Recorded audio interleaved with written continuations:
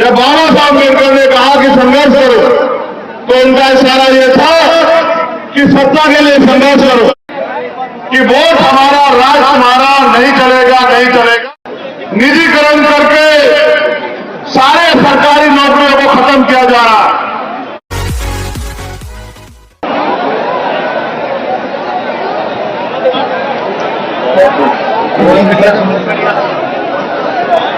चलिए, धन्यवाद। सबसे पहले तो मैं बिलारी और मुरादाबाद की जनता का धन्यवाद करता हूं।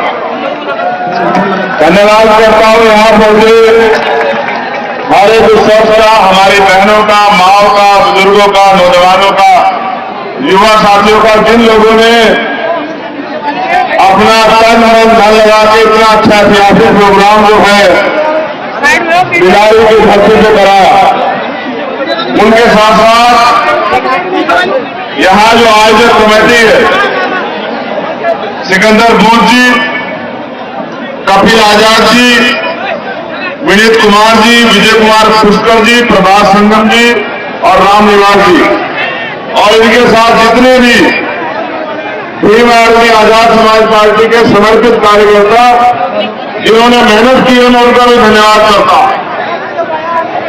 जब मैं घर से चला था तो मैं सोच रहा था कि मौसम इतना बिगड़ा हुआ है, ऐसा ना हो मुरादाबाद के लोग घर वापस चले जाए। लेकिन जैसे जैसे मैं आगे बढ़ता गया, आपकी संख्या भी बढ़ती गई, और जब मैं यहां पहुंचा तो मैं ये कह सकता हूं कि कोई भी आंधी तूफान आपका रास्ता नहीं रोक सकती अगर आपने कोई चीज तय कर ली है।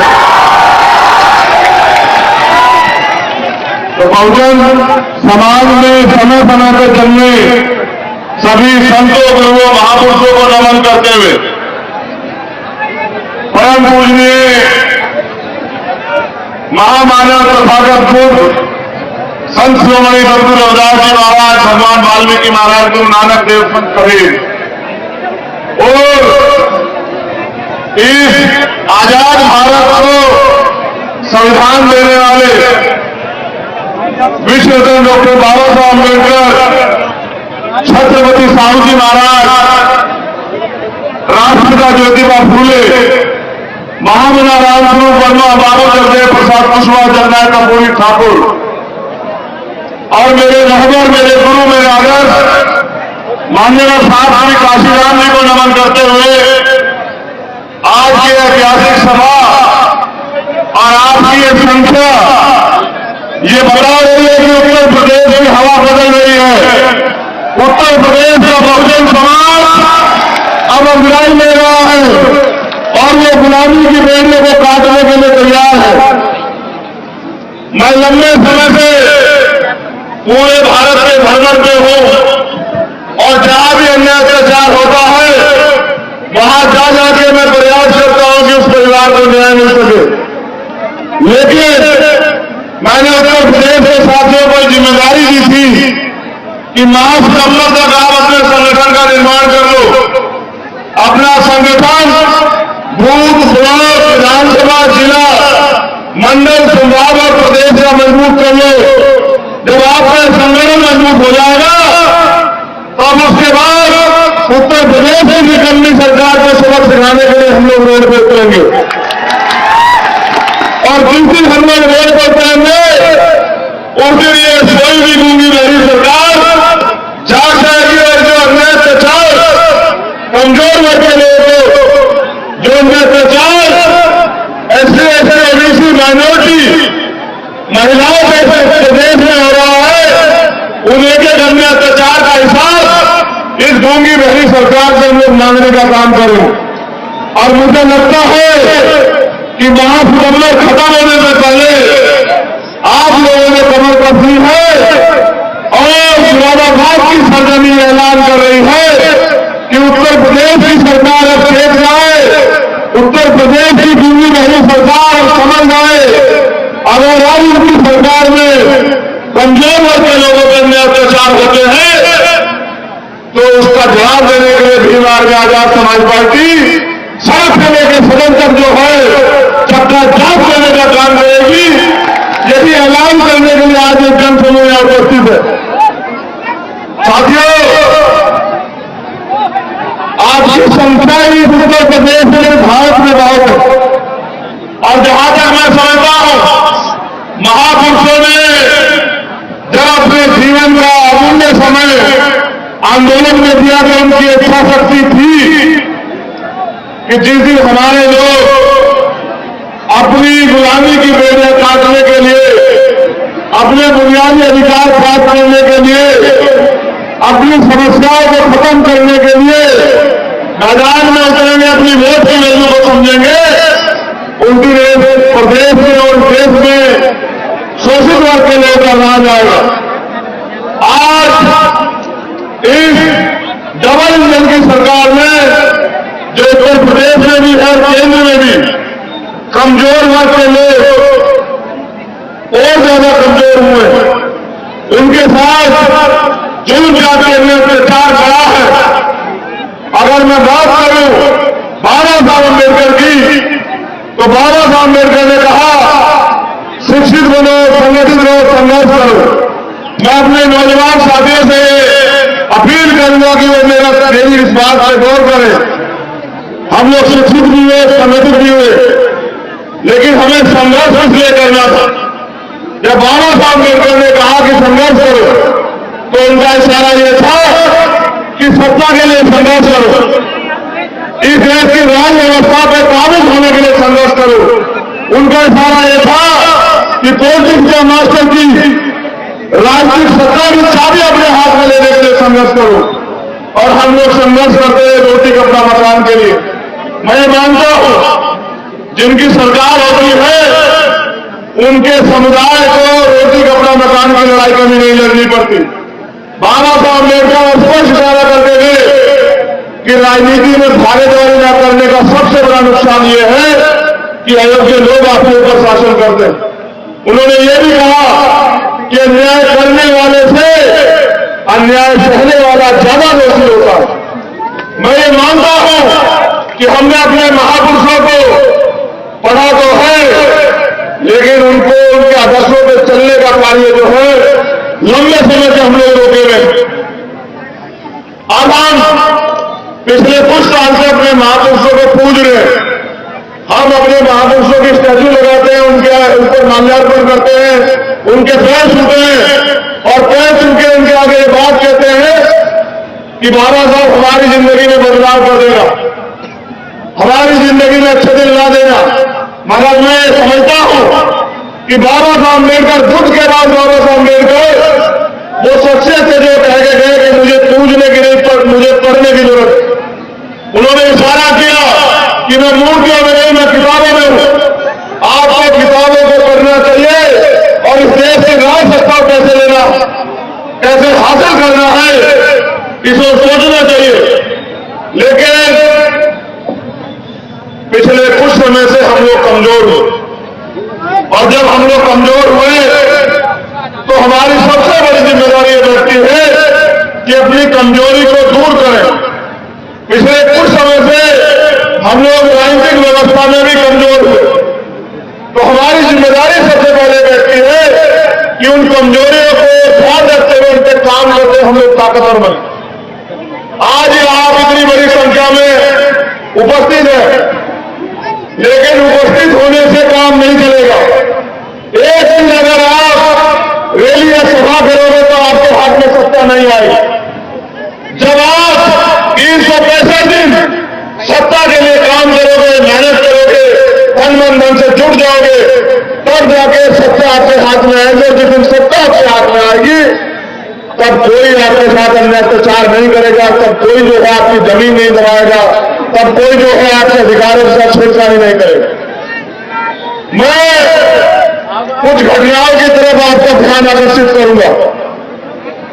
अब जाके आपने मुझे सुनने का मन बनाया। मैं जब देख रहा हूं तो मेरे चारों तरफ, चाहे आगे हो या पीछे, दाएं हो या बाएं, दीवार पर हो या कुर्सियों पे या मकानों पे, चारों तरफ लोग बैठे हुए हैं। जितने जिम्मेदार लोग मंच पे हैं उतने ही जिम्मेदार लोग सामने भी बैठे हैं। बैठ जाओ, चलो बैठो, सुनो तुम लोग भी, होगी नेताजी, चलो बंद करो। जो लोग मंच जिम्मेदार है, लेकिन उनसे ज्यादा जिम्मेदार वो है जो पिछले 5-6 घंटे में अपनी कुर्सी नहीं छोड़ी, जिन्होंने अपनी कुर्सी को कब्जा के रखा। मैं इनको भी यही बता रहा हूं कि लड़ाई कुर्सी की है, जिसके पास कुर्सी होगी उसका हाथ ऐसे होगा, और जिसके पास कुर्सी नहीं होगी उसका हाथ ऐसे होगा। आप ये तय करें मानसिक गुलामी को छोड़ करके आपका हाथ ऐसे होना चाहिए देश में, या ऐसे होना चाहिए। अगर ऐसे होना चाहिए तो उसके लिए आपको कामयाब पैदा करनी पड़ेगी, और जो नालायकी हमारे अंदर है उसको हमें खत्म करना पड़ेगा। वो नालायकी कब खत्म होगी? जब हम 365 दिन अपने राज सत्ता कैसे हमारे हाथ में आए, इस पर हम लोग काम करें। इतना अच्छा प्रोग्राम सजा है। आज बारिश भी आपकी परीक्षा ले रही है।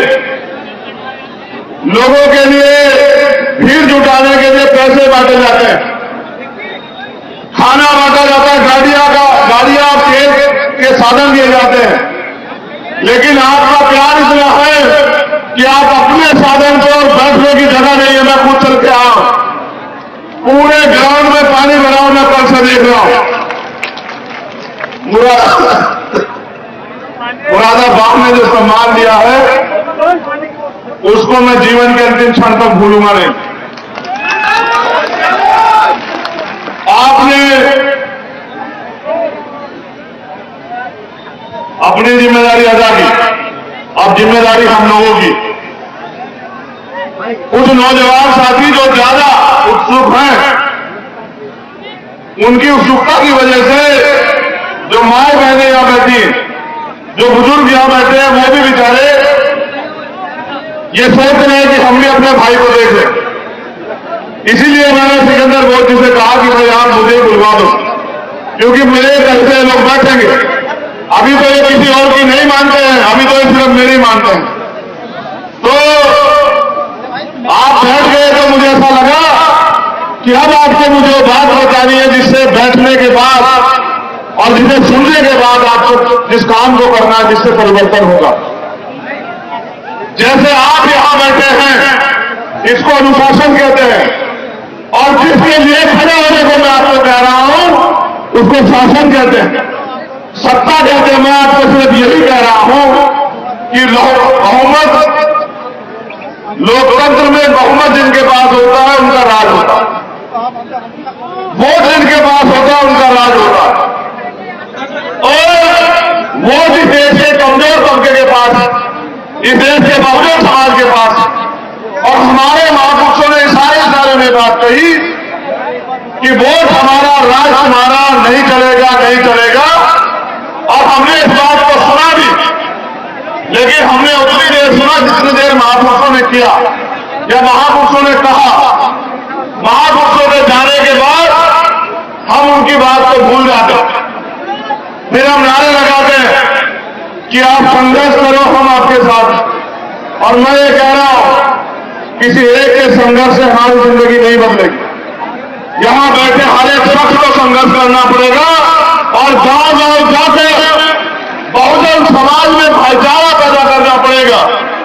जाति व्यवस्था के आधार पर तोड़े गए लोगों को भाईचारा स्थापित करके जोड़ना पड़ेगा, और उनको ये बताना पड़ेगा कि आपकी तरक्की के रास्ते इस देश का शासक वर्ग बनकर ही खुलेंगे।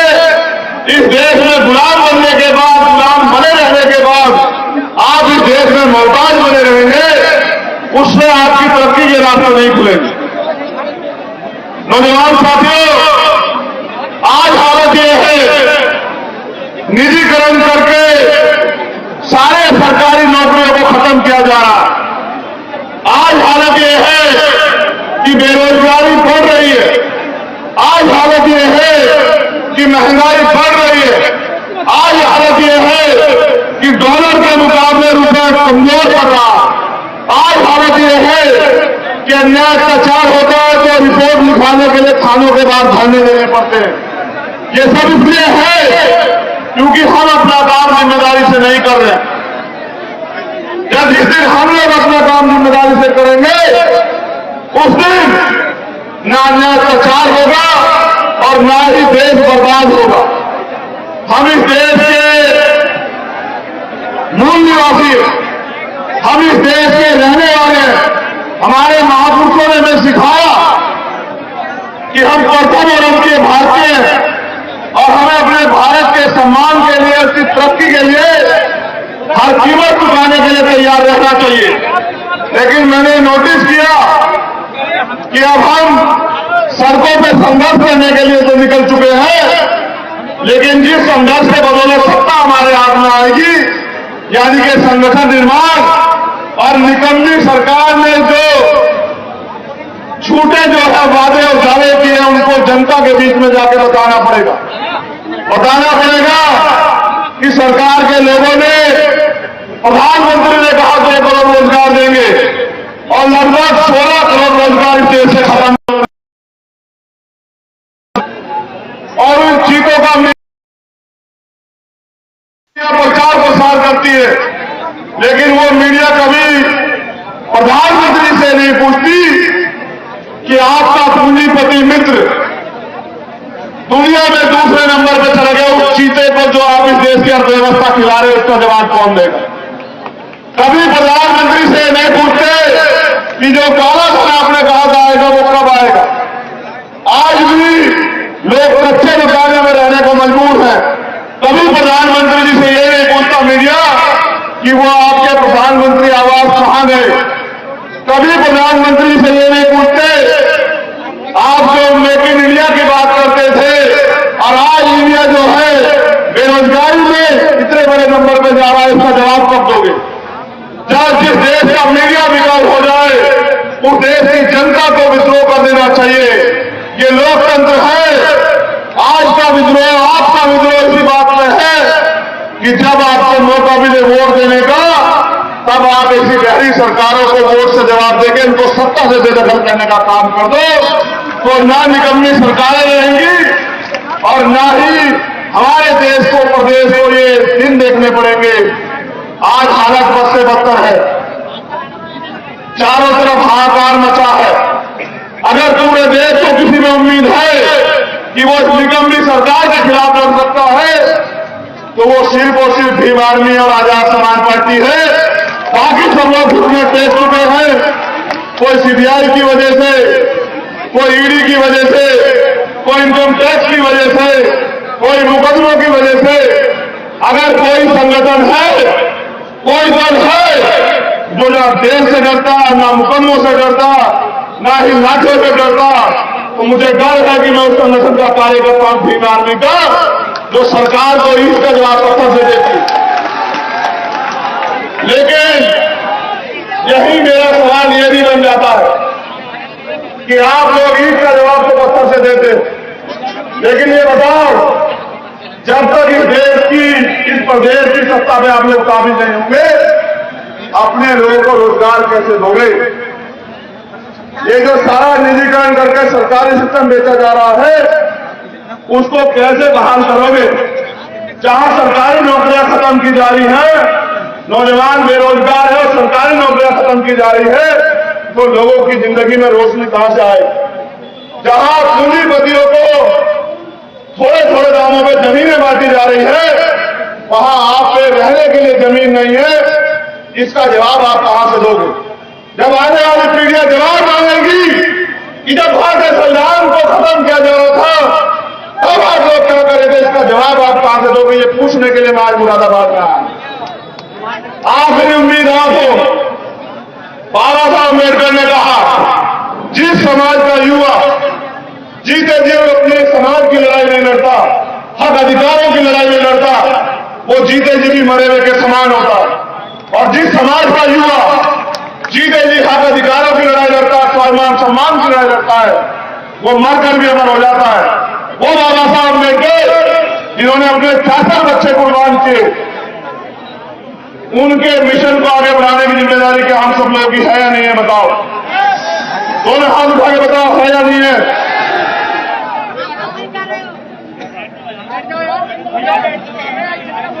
इस जोश को होश के साथ काम में लाओ। अगर जोश गलत दिशा में जाएगा तो परले आएगी, अगर सही दिशा में जाएगा तो सत्ता आएगी। और जब सत्ता आएगी, तभी आपके हाथ में वो ताकत होगी कि आप अपने लोगों के लिए कानून बना के अधिकार दिलाने का काम कर सकते हो। मैंने ये कहा अभी मध्य प्रदेश की धरती पे कि जिस समय हमें अवसर मिलेगा, जितना निजीकरण किया गया उन सारे विभागों को सबका सरकारीकरण करने का काम हम लोग करेंगे। और जितने पूंजी मित्रों को फ्री में जमीन अलॉट की गई है, वो सारी जमीन हम लोग गरीबों में बांटने का काम करेंगे, पट्टे बना बना के। जब मैंने घोषणा की, सरकार के लोग ये कह रहे थे मध्य प्रदेश के कि यहां तो बीजेपी की सरकार है, यहां तो चंद्रशेखर कामयाब नहीं हो पाएंगे।